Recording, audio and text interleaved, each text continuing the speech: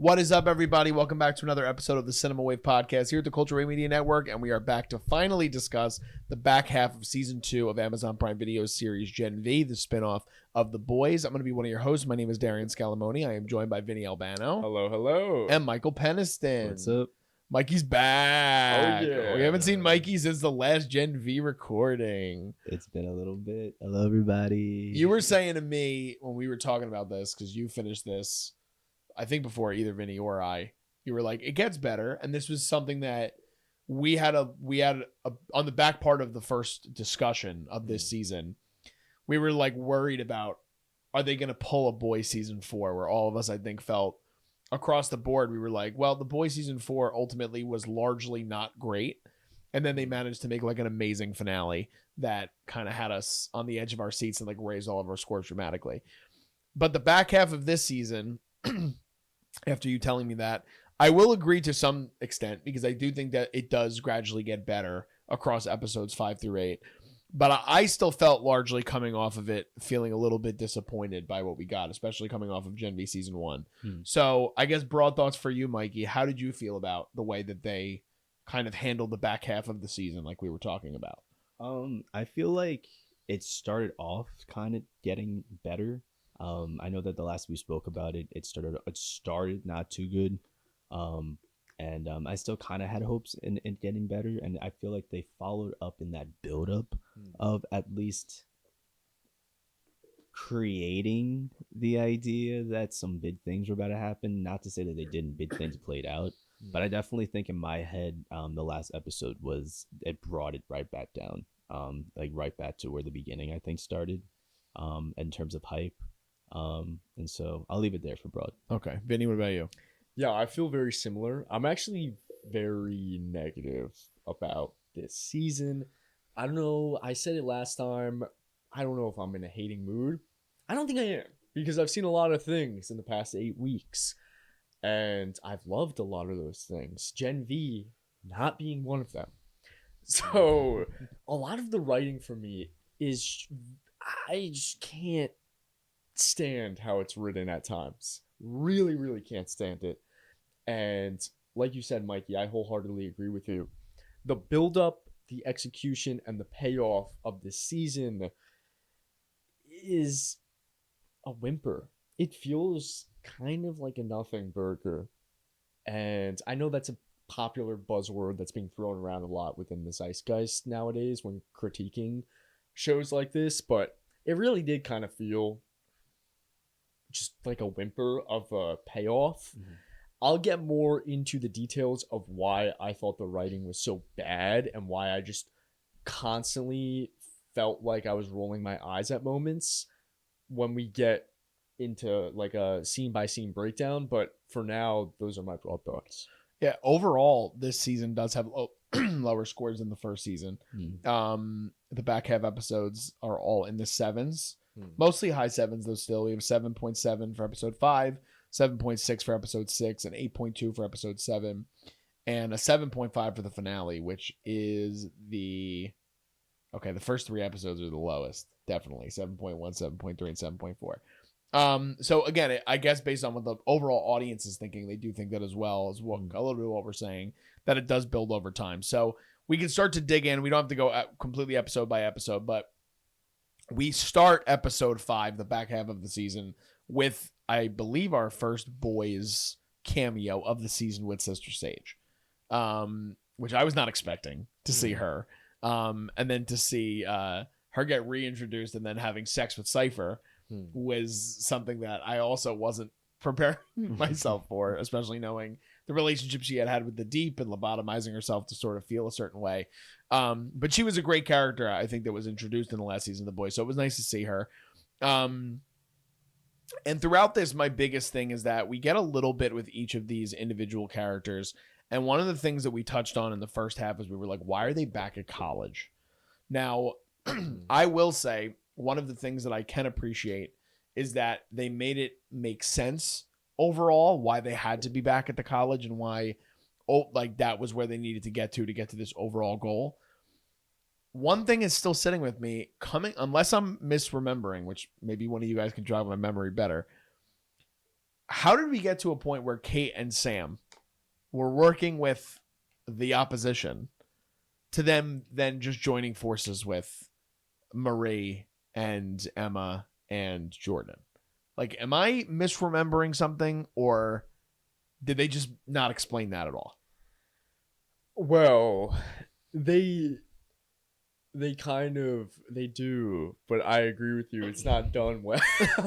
It doesn't feel like it was done well. Yeah, in my opinion, it sucks because they basically emphasize that Kate and Sam, they have a common enemy within Cypher, and then they just join up together.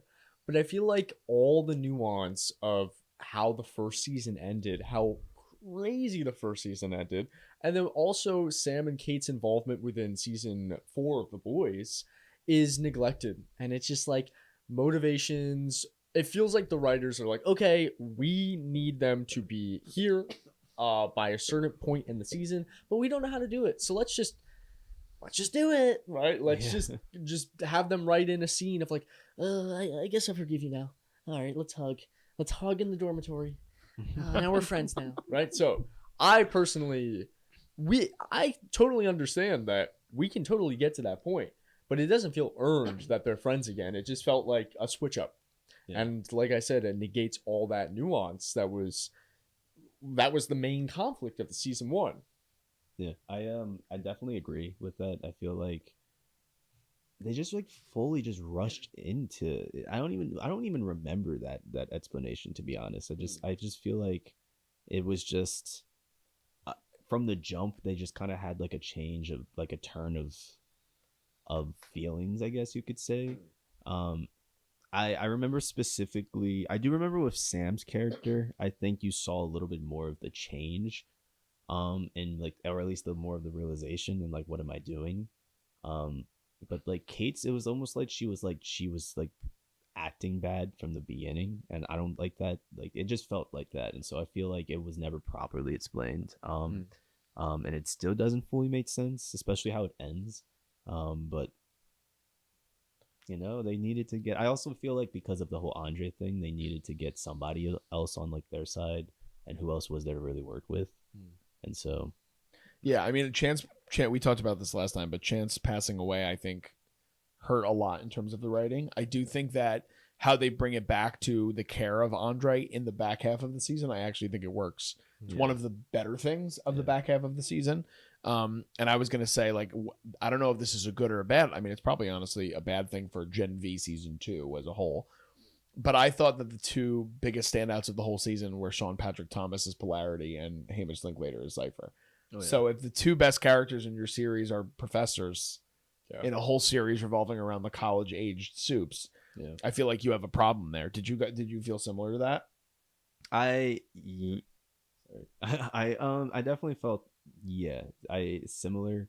I didn't really resonate a lot with a lot of the characters, for sure. I agree, performance-wise, it was definitely better, the two of them. I also liked the dynamic of, it took me a while to get it, but I like the dynamic of have we gotten past spoilers at this point? Yeah, we can talk spoilers at this point. Yeah. I like the dynamic of Polarity kind of being like a good Magneto, and then Godolphin being like a bad Charles Xavier. And so I don't know, once that I did kind of pick up on that, I was like, oh wow, I'm more invested in this. And then it's just like the X-Men, but like they all felt very much like they kind of digressed at the same time with their powers. I think that's the right term. But like, I don't know, I just felt like we weren't even getting as full performances. Like I feel like Marie evolved, and like clearly we saw like a lot because they drove a lot of that out of her. But like everyone else was just kind of like a side character, and so I agree to what you're saying. Yeah, Vinny, what do you think? I agree. His name is pronounced Hamish, correct? Yes. Hamish. He, performance-wise, I thought was doing the most what he was given, and I really appreciate that. However, I will say, to the benefit of this show, with the kids, I think that Sam's character and Emma. Yeah. Right? I forget the actress's name. Oh, Lizzie Broadway. Liz, yes, I was confused if it was I got the character name and the actor name mixed up, but the character of Sam and Emma, I actually do think they're the only ones that feel like they have chemistry between the group. And there's so many moments, especially between Kate and Marie, and just, with Marie's character going around trying to figure out the Odessa mystery, so much of it just feels like being bludgeoned in the head with exposition, and she's interacting with Kate, and I just don't feel any sort of chemistry there between the characters, or between the actors.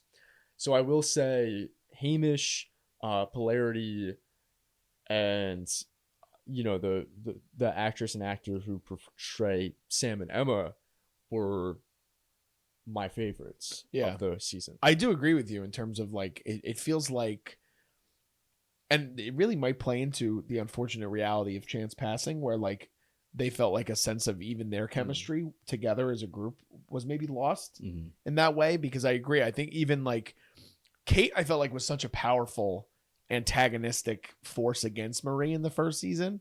And that's completely lost this season. Obviously she does things and she loses her abilities for a majority of the season. But even Jordan, like I feel like Jordan had like a really great ramp up by the time season 1 ended. Oh yeah. And then they really fell by the wayside this season for me, which sucks, because I think that they have such an interesting, like, just exploring the fact that there's like a trans hero that can shapeshift into two different versions of themselves, and the dynamic you could have between even like the two versions of them with Marie and what that could look like. Even like, I think that they leaned almost too heavy into like the weird teen angsty drama and teen angsty dialogue that didn't work. And then by the time you wrap up the season, you have this, now they're joining a resistance that is filled with members of the Seven that are going against the most powerful entity that we know, which is Homelander. So like you guys are kind of alluding to, it doesn't really have the payoff that you would want or the buildup. Like, so what was like a point for you, Mikey, where you felt like this season had lost the sense of what season 1 had? I feel like for me, it was probably, it may have been as early as them going back to the school, to be honest, just because I felt like I understood the actually, no, I'd say, because they brought me back in at a certain point. I'd say it for me was, there was a moment, the episode with Sam going to go visit his parents. So the first episode of the back half, episode 5. That was, because again, there were some parts of it that I acknowledge was like a build-up, but it was, I don't know, it was something about that I think that's where I noticed things were being rushed. And from there, it was like a lot of storylines were definitely rushed. I think that even like the sister storyline was just really thrown in there. The Annabeth stuff. Yeah, it was such a left turn, man. Yeah, and like I understand that we had to get back to that, because obviously ultimately that's what Marie is fighting for, and that's, you get the payoff moment at the end, literally the end of the season, where she's like, "You're a hero, Marie," and that's like, what? The whole reason Marie went to God you anyway.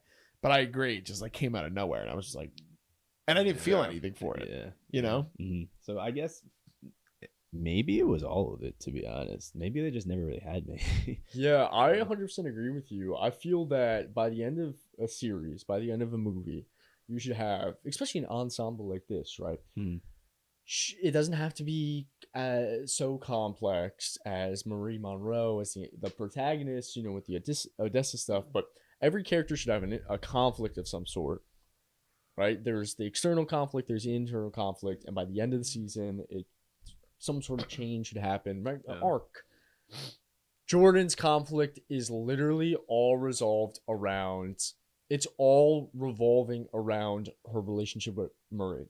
And it's like never really explored in an interesting way. It's just like, miscommunication. Like there's nothing interesting there, really. It's just like, we're angsty and, I felt this way. but you felt this way, and I can't even make it out. I'm also not good with relationships like that. So, hey, shoot me. But but Jordan's character with Marie, they don't like. There's nothing there. Like the conflict is it's a nothing burger, right? Then we go to Sam's character. They introduce that internal conflict with his parents, and then it's just. And I talked about last time we spoke about Gen V of how terribly edited that whole thing is. It's like, oh my god, why would you hurt Dad? And then literally they cut to another scene. Then that scene cuts to him on the playground, and the mom's like, oh yeah, I actually forgive you now. And okay, so what happened to that internal conflict? What happened to that whole subplot? Why was that even introduced at that point? And then that just goes for every character, honestly. Yeah. And the Annabeth stuff is so baffling to me, and why I wanted to talk about how bad the writing is, because there's a moment where it's the big kind of heads and emotions clashing, right? And obviously characters are not supposed to be logical. If every character in a movie and a TV show was a complete logically mastermind, we wouldn't have exciting television, right? Characters are supposed to have flaws, they're supposed to get angry, they're supposed to say stupid shit, because that's how we are as people. However, when they're driving away, they saved Annabeth, they resurrected her from being, she got kidnapped by Vought, they slit her throat, all that. And then she's crying and screaming at Marie that once you entered back in my life, everything fell apart. You were kidnapped. Marie did not enter back into your life. Yeah. Literally, she didn't. She saved you too. She found you. They were like, "Oh yeah, look, we got your sister here, and she's bleeding out, dying, and she saved you." And she didn't. She's acting like Marie like knocked on the doors, like, "I was searching for you, Annabeth." And obviously, we have that moment with the aunt, right? But Annabeth wasn't involved in that either way. Like she wasn't present for that interaction. Yeah. Like it just made no sense to me, that entire debate. Like, what are you talking about? You were kidnapped by Vought. Like, why are you lashing out on Marie here? They fucking kidnapped you and slit your throat. Like what? What are you talking about? Yeah. And she brought you back to life. Like it was so uninteresting, the whole. Yeah, a lot of the writing this season has just been so lackluster, and it feels like they're very directionless. Yeah. And it really feels like they just needed to get to a point to give us Godolkin again, and to get us to see the last season of The Boys. Yeah. Which I think is ultimately going to lead us to Guardians of the Godolkin as a spin-off series after The Boys anyway, which is going to be very interesting to see, because they need to do a lot with it. It's actually unfortunate, because I felt like one of the strengths of season 1 of Gen V was the young ensemble. Like, I really liked a lot of and this is no discredit to the actors, by the way. Like, you were just talking about it with Hamish Linklater doing the best with the material. Like, there isn't a lot for them to kind of build off. I do think that Marie, obviously, the actress Jazz Sinclair, I think she possesses it. Like, I think she has enough there where I think like she could lead a team, she could lead a series. She's a really great actress, I think, based on what we've seen from her across 2 seasons. But a lot of the stuff that we get from the rest of the ensemble, where you're really supposed to relate to these characters, and again, feel for, like, I don't know if there's been a time in all the years we've been talking about The Boys on this network that like we've ever had a bad thing to say about a member of the team of The Boys. Like, we like the team. We like everybody, that they're all singular. They all have their own personalities. They have their own chemistry and relationships with one another. Like Mother's Milk with no, I haven't watched The Boys in front. What Jack Quaid, Huey. Like Mother's Milk with Huey, but then his relationship as well with Frenchie. Like there's a different dynamic between that, and then Butcher, and like there's a really great dynamic with that. What this season does is it completely takes away from everything we got given to us in season 1, which now it doesn't have me as excited leading into the last season of The Boys. Yeah. You know, do you feel that way as well? Yeah, I don't know, because I definitely felt a type of way I'm going back to the last episode of the last season of The Boys, and that feeling of excitement that I got, and I still, it's not to say I don't have it anymore. I just think that I'm excited for a few things that this season of Gen V introduced. I'm excited for the fact that Marie will probably have to be the person to end Homelander when that time comes. Like the integration in ways that it's cool to see, knowing that started with season 1 and you knew that like there was something at least special with her character. It's cool to see this resistance growing, and now that they have more soups, now it could really turn into like a really like sort of like battle thing. But at the same time, I don't know, I feel like Godolkin, for me, like that's what really like ruined this. I was really excited to find out that twist of being like, oh, this body is Godolkin, and like they're bringing him back, and then they brought him back, but like it was so quick. Yeah, they brought him back just to kill him. Yeah, and it was just like kind of like it was like, why do we do this? And so I don't know, it just lets me think, will the next season of The Boys be like a lot of like, do we even really have to do this? I think the stakes would be higher because of Homelander. But I thought that I was under the impression Godolkin was gonna be like a Homelander type of character when they first brought him in, especially considering how good like Cypher kind of like portrayed himself to be. And so I don't know. I don't know. I'm very 50-50. What so we're talking a lot of negative about it. I want to transition to one thing that I the boys with the boys universe, I guess, is just really good at doing these crazy action sequences, these like laugh out loud moments, these graphic moments. We also did talk about in the first half of the season though, where like we don't want them to become reliant on that, which at times they have been in this season. But what were some moments, whether it was something in action, like something physical, or even a character moment that you guys actually really did enjoy from the back half of the season? Oh, that's really... boy, Vinny is... Yeah, it's hard to say, to be honest. I will say, I'm not gonna lie, I'm getting a little tired of the humor of just like, guys, here's a asshole to look at. Yeah. Oh, it's so grotesque. It's so like, I'm kind of getting tired of it. However, I will say, I think the black hole butthole power is pretty cool. Like that's pretty cool. It pays off in the end. It does pay off, and I was like, wow, that was creative. I'll give them that. Okay, Mikey, what about you? Something stick out? No, I'm Wow. coming from the same place. I feel like There were a few. I don't think I hated it as much as you guys did. There was a few moments I actually liked in the back half. I'm sorry, I'm like No, you're- I'm like sitting here thinking in my head of like, I'll say, well, we can, if you want to think about it, I can yeah, come I'll back to it. I'll think, yeah. Though it was shocking, and it's similar to Annabeth not making a lot of sense. Like they did it very clearly just to, again, lay a nugget for the boys. Seeing Giancarlo Esposito is always a pleasure. So having Stan Edgar back was great, and Zoe Newman killing the Viking I thought was sick. I thought that sequence was awesome. Now again, it's not something where it was a moment where I was like, now where the fuck did they come from? Like it was that kind of thing where I was like, why would they be there? Why would they be saving them? But I did think that the overall visual of seeing that and her powers with because I believe that's the first time we really get a full glimpse of her powers, because Butcher knocks her away in the end of season 4. So right. I like that sequence.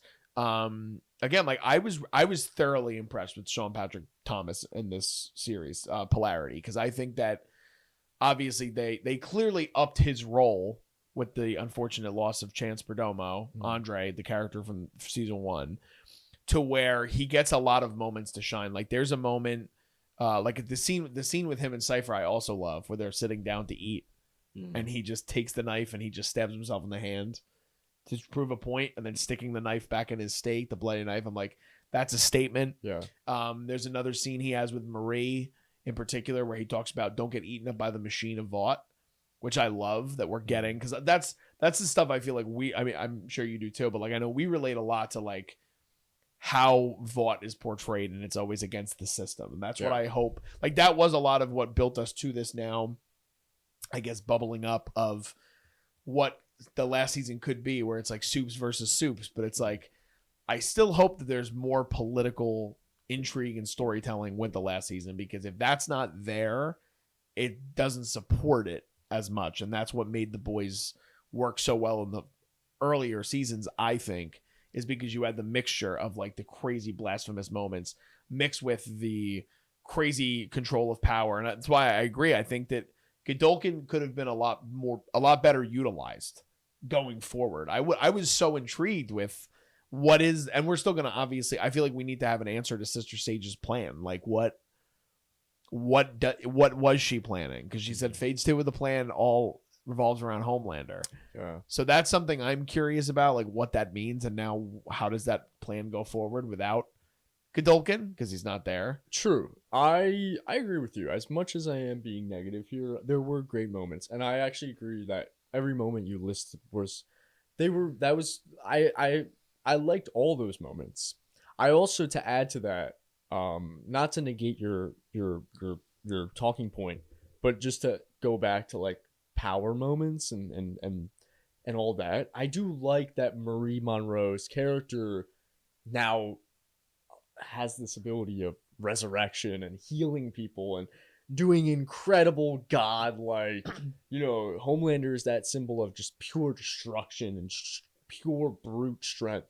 And then we have her, who's the complete opposite of that, right? Can bring people back to life now. However, maybe I'm looking into this the wrong way. Don't know how I feel about like the Jesus parallels.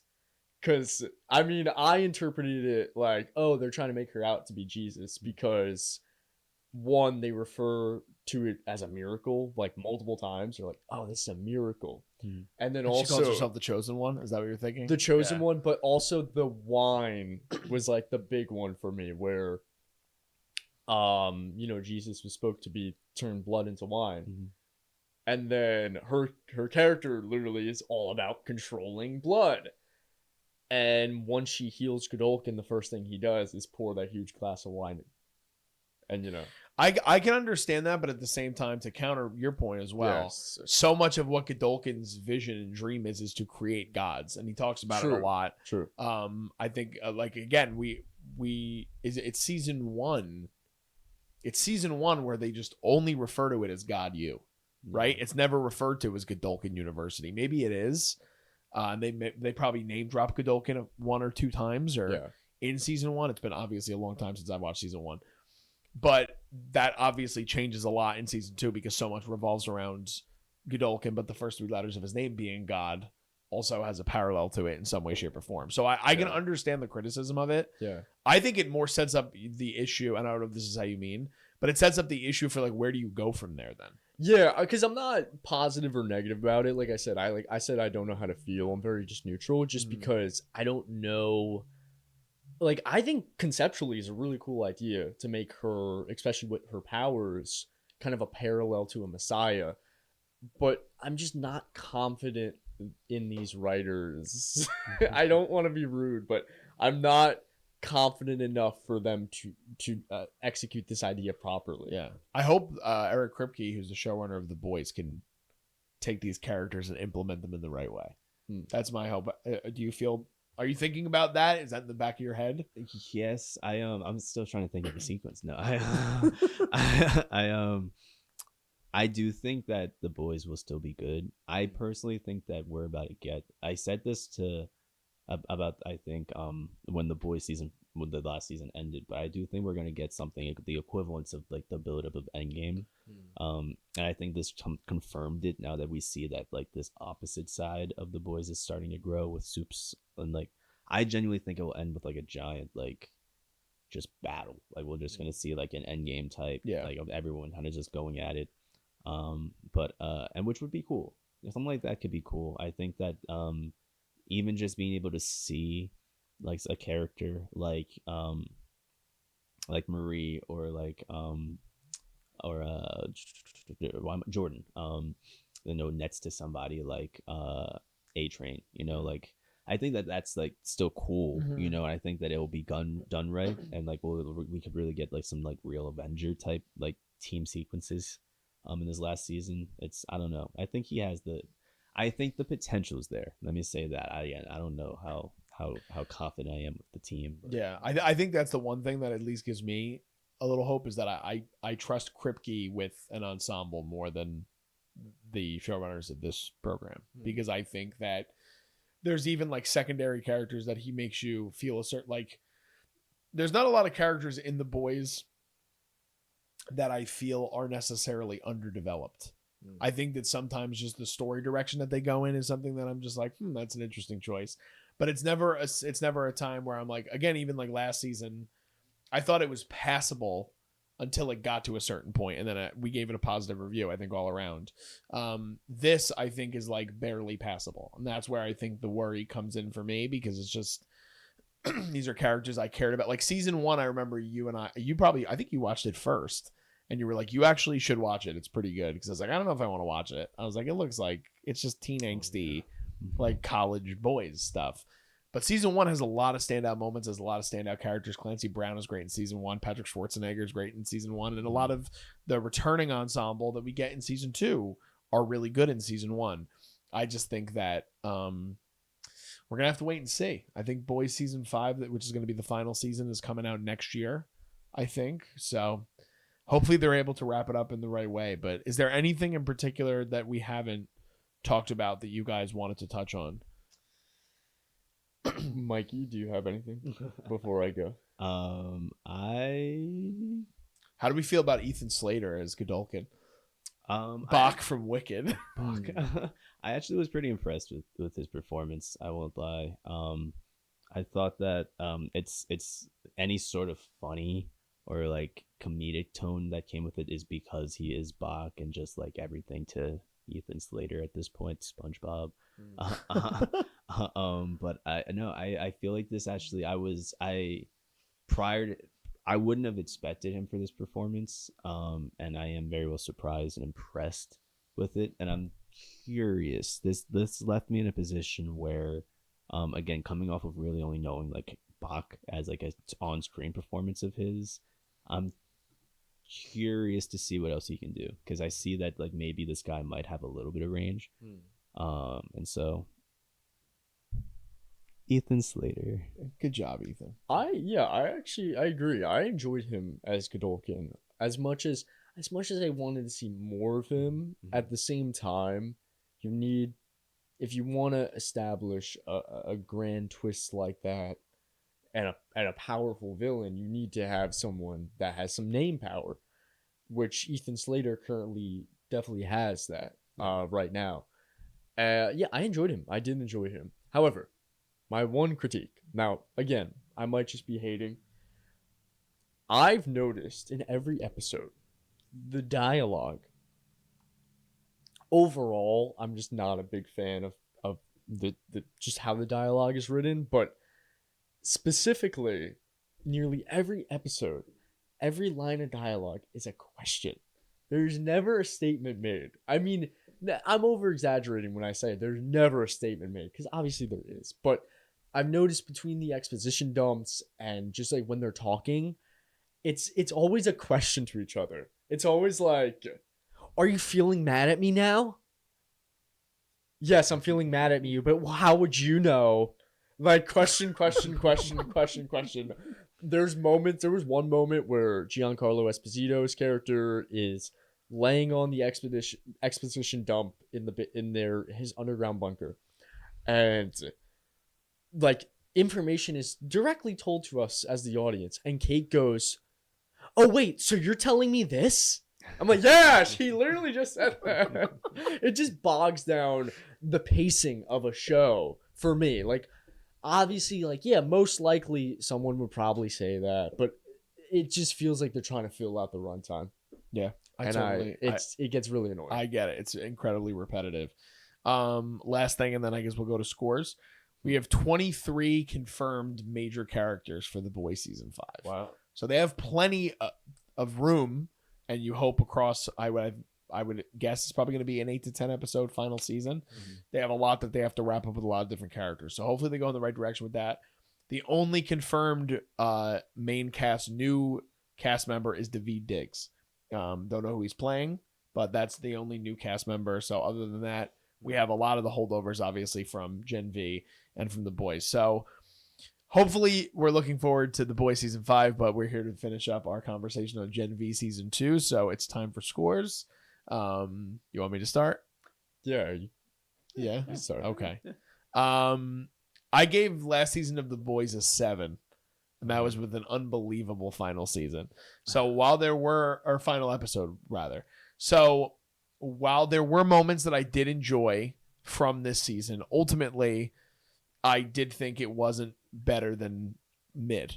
So because of that, I'm going to have to give it a 5 overall. I think it's like there's moments that are enjoyable. It can still be entertaining at times, but I think it's probably a major step back. I think season 1 I gave an 8. So it's a major step back for me, unfortunately. But I hope they can come back around, and I hope they make me care about these characters again more in season 5 of The Boys, because I still care a lot about the actors. I care about the characters. And I'm curious what the Guardians of the Godolphin are going to do, because that's who they're going to be going forward, because I'm sure they're not going to end in The Boys season 5, at least not all of them. So that's my score. Vinny, what do you got? I was going to give something higher than what I'm going to give, but honestly, truthfully, I have to be honest with myself, and I have to be honest with our audience. I'm giving this a 4 out of 10. Ooh, okay. Okay. Audience, we need to hear what you guys think, definitely, as well. But Mikey, where are you at? You got the highest score, you got the lowest score, you in the middle? I'm still gonna give it a higher score than you guys.